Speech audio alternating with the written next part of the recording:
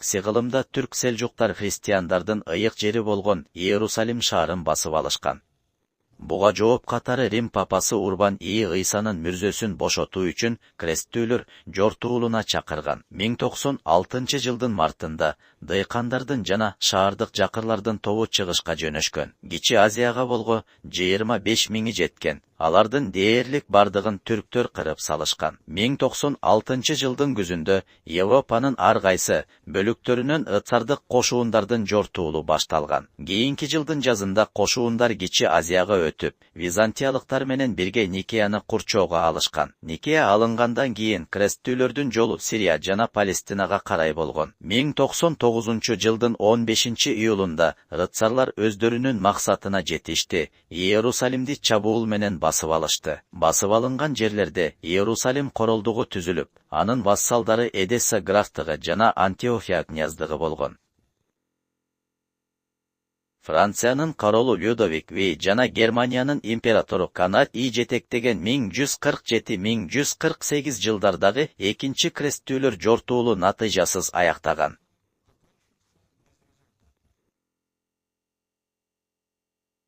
1187-жылдын жазында Египеттик кол башчы Салахаттин христиандарга каршы согуш баштап, Иерусалимди басып алган.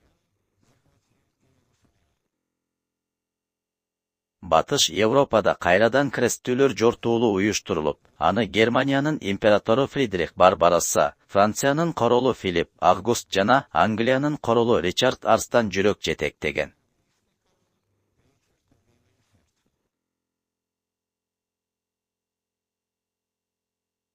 Тоо дарыясынан өтүп бара жатканда Фридрих Барбаросса чөгүп кеткен. Немис аскери үйүнө кайтып кеткен. 1190-жылдын күзүндө кресттүүлөр Иерусалимдин деңиз дарбазасы болгон Акраны узакка созулган курчоого алышкан. 4-күн кресттүүлөр жортуулунун катышуучулары Венеция кемелери менен ыйык жерге деңиз аркылуу барууну көздөшкөн.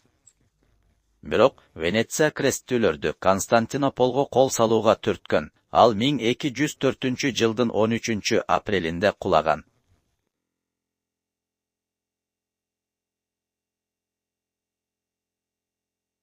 5-чи кресттүүлөр жортуулунун катышуучулары болгон Венгриялык жана Австриялык рыцарлар Палестинада жана Египетте эр жүрөктүк менен согушушкан, бирок акыры жакынкы чыгышты таштап кетүүгө аргасыз болушкан. 6-чы кресттүүлөр жортуулун чиркөөдөн чыгарылган Германиянын императору Фридрих Иштауфен ишке ашырган.